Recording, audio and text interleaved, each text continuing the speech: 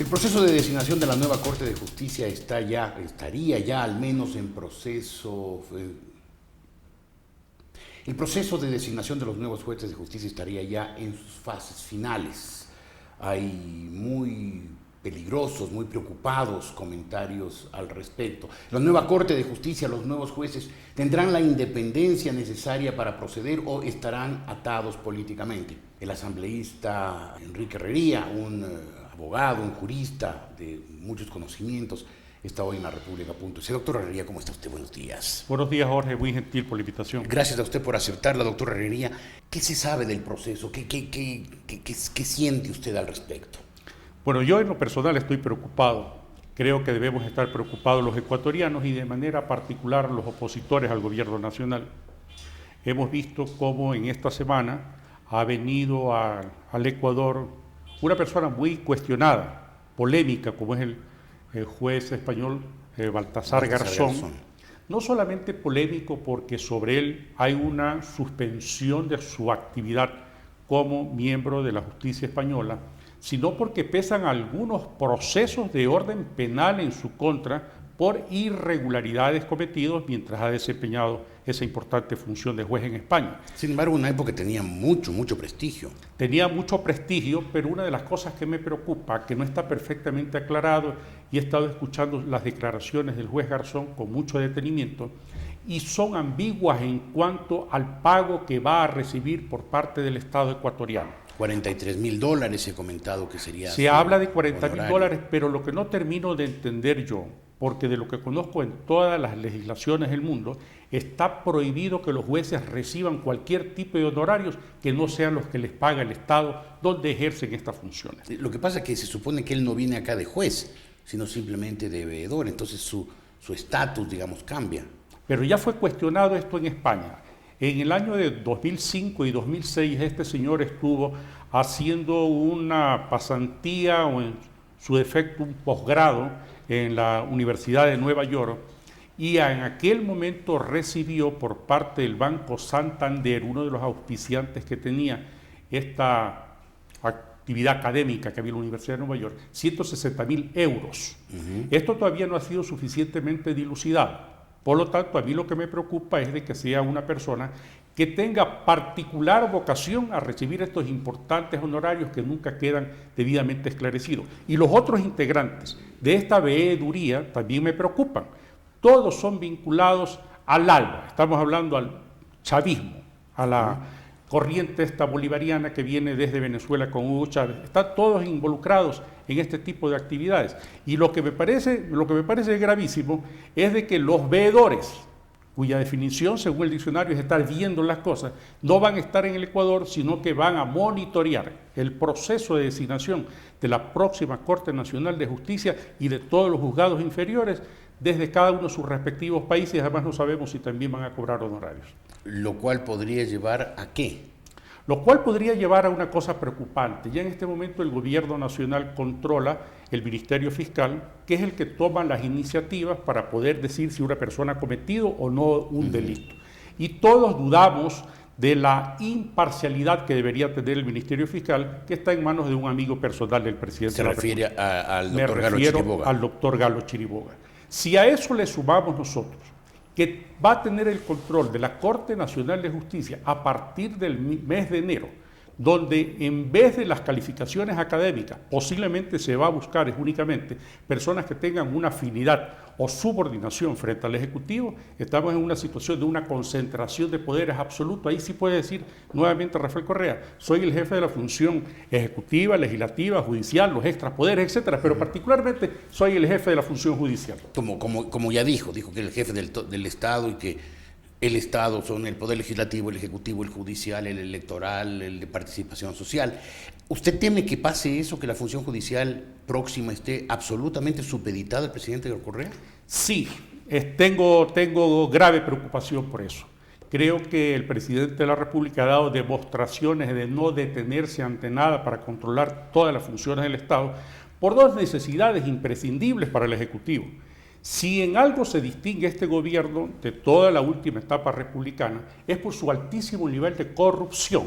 Y ¿El del presidente Correa? Estoy hablando desde la presidencia de la República. El presidente de la República no hace nada frente a los clamorosos casos de corrupción que desde la ciudadanía se exige que sean investigados y sancionados. Pero adicionalmente a eso, para proteger a los pícaros que hay en este gobierno, el presidente de la República necesita el control de toda la superestructura legal del Estado. Contraloría, Procuraduría, Función Judicial, Ministerio Público, todo lo controla actualmente.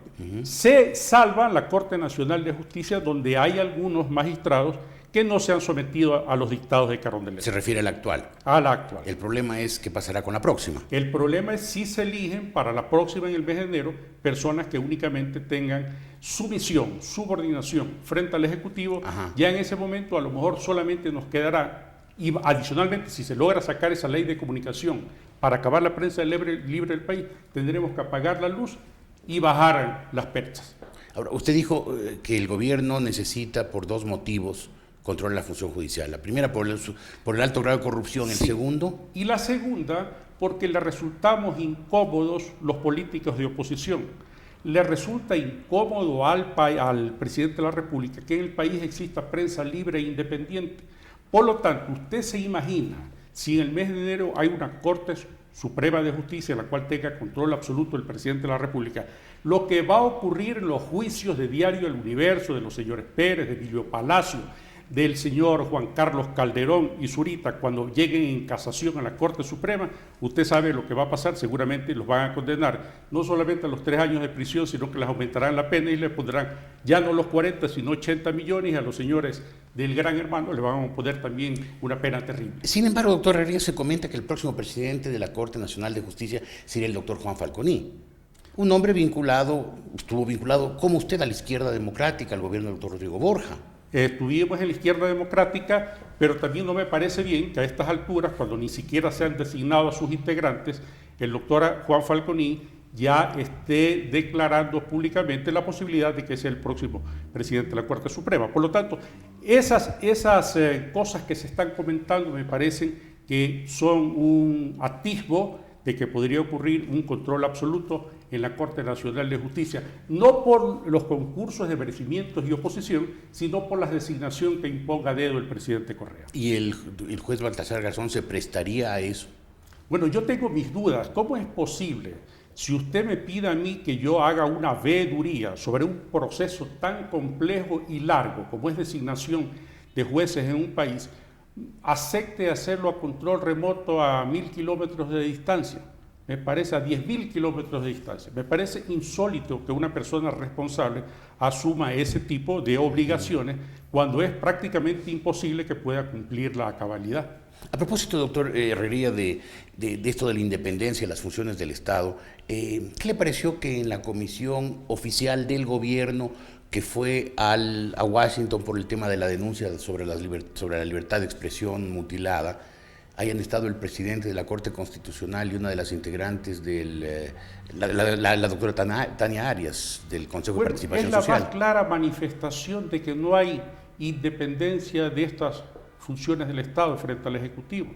El señor Patricio Pazmiño está en la nómina presentada por el Estado ecuatoriano para ir a la Comisión Interamericana de Derechos Humanos a defender la postura, no del Ejecutivo, del presidente de la República, que es el victimario de la prensa libre e independiente del Ecuador. La doctora Tania Arias está también en esa nómina. Aparentemente ella no concurrió hasta la comisión, pero sí lo hizo Patricio Pazmiño. Pero cuando se instaló la sesión en Washington, el nombre de ella fue incluido, fue mencionado oficialmente como parte de la comisión del gobierno ecuatoriano. Está en el documento oficial, el documento presentado por el Estado ecuatoriano, que el Estado ecuatoriano en este momento ya no somos todos los ecuatorianos ni toda la función pública, sino es uno solo, que es el presidente Rafael Correa. Está la nómina de la doctora Tania Arias, y la doctora Tania Arias debió haber salido ya a decir: a mí se me puso arbitrariamente. Si no lo hizo antes y no lo ha hecho hasta ahora, eso significa que ella estaba de acuerdo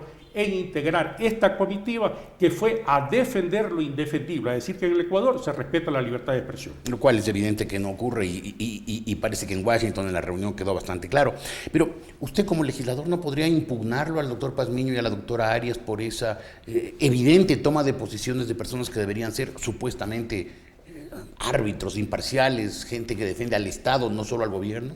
La semana anterior yo presenté un proyecto de resolución en la Asamblea Nacional haciendo un recuento de lo que había significado la presencia en esa comitiva del doctor Patricio Pazmiño y de la doctora Tania Arias y condenando esas actuaciones, sin embargo de lo cual no tuve los votos suficientes. Pero ahí está el proyecto de resolución registrado ante la historia, porque en algún momento tendrá que responder por estos gravísimos casos de sometimiento de parte de estas funciones tan importantes al Ejecutivo. ¿Quién deberá responder? El doctor Patricio Pazmiño y la doctora Tania Arias.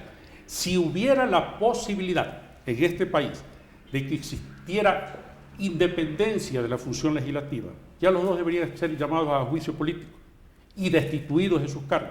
Lamentablemente no presento yo la petición de juicio político porque no tenemos mayoría. Nosotros alcanzamos alrededor de 50 votos que no son suficientes para llamarlos a juicio político y destituir a estas dos personas.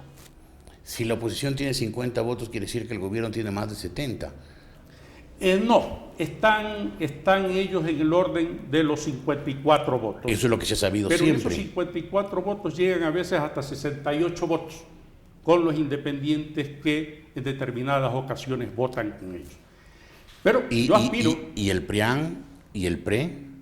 Que cada cual responda por sus actos. Yo lo que le puedo garantizar a los ecuatorianos es de que yo fui electo como asambleísta precisamente por mi discurso de oposición a un gobierno que lo creo nocivo, nefasto para el Ecuador, y en esa línea estaré hasta el último día, que los otros respondan por sus actos. Muy bien.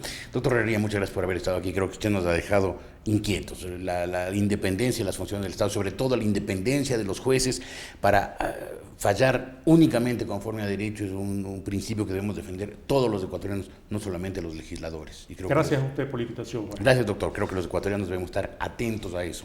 Jueces no sometidos al gobierno, no sometidos a un partido político, no sometidos a una bandera, sino sometidos a la ley.